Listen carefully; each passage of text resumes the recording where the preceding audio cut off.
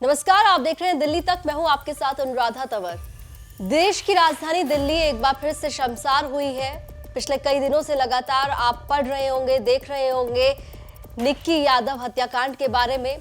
जिस बेरहमी से निक्की की हत्या की गई, निक्की को मारा गया, वाकई जिसने भी ये खबरें पढ़ी हैं, सुनी है, वो स्तब्ध है, वो हैरान है ये देखकर कि आखिर कैसे कोई इंसान एक दूसरे इंसान को काट सकता है, उसके शव के टुकड़े कर सकता है, उसे मार सकता है।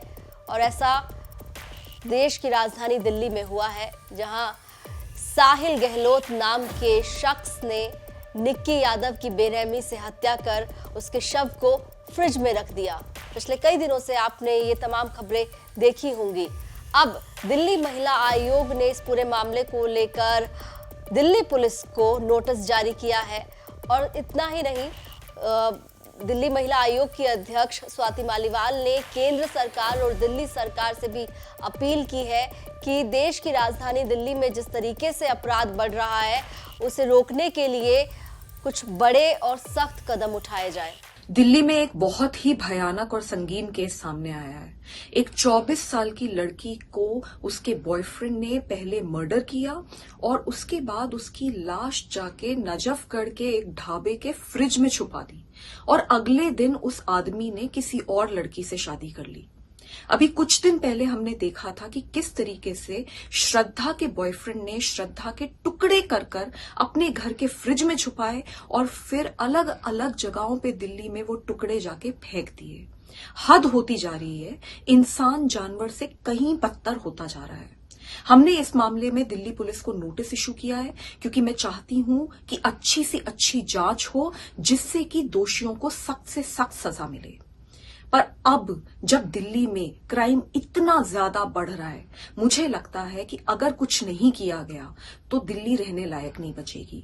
मेरी अपील है केंद्र सरकार से, दिल्ली सरकार से और समाज से, हम सबको साथ आना पड़ेगा। मिलकर बहुत बड़ी जंग ये बढ़ते हुए क्राइम से लड़नी पड़ेगी, तब जाके कुछ बदलेगा। एक तरफ दिल्ली महिला आयोग की अध्यक्ष स्वाति मालीवाल का बयान अभी आपने सुना।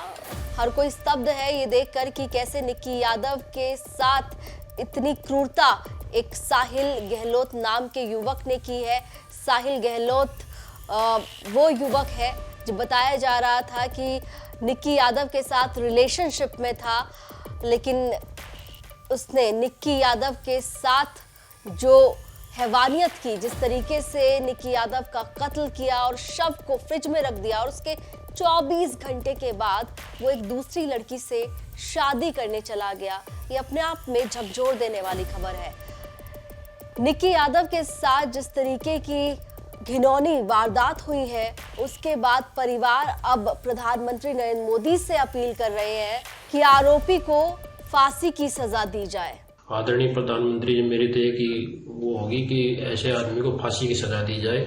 अगर ऐसा आदमी छोड़ दिया जाएगा या ढीला छोड़ दिया जाएगा तो आज हमारी बेटी के साथ होया है, कल किसी और की साथ होगा। ठीक, तो ये ऐसे बेटी पढ़ाओ बेटी बचाओ जो सरकार बोल रही है, तो इसमें एक ही काम होगा, कोई भी कर लो, या तो बेटी गवा दो या बेटी पढ़ा लो। बीते कुछ समय में फ्रिज से शव मिलने का, फ्रिज से लाश मिलने का ये तीसरा मामला सामने आया है।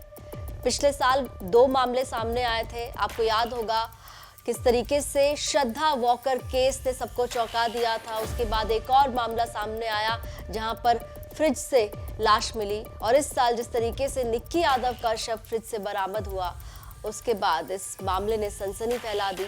और फिर सवाल उठ रहे हैं कि आखिर मानवता कहां चली गई है, आखिर इंसानियत कहां गुम हो गई है।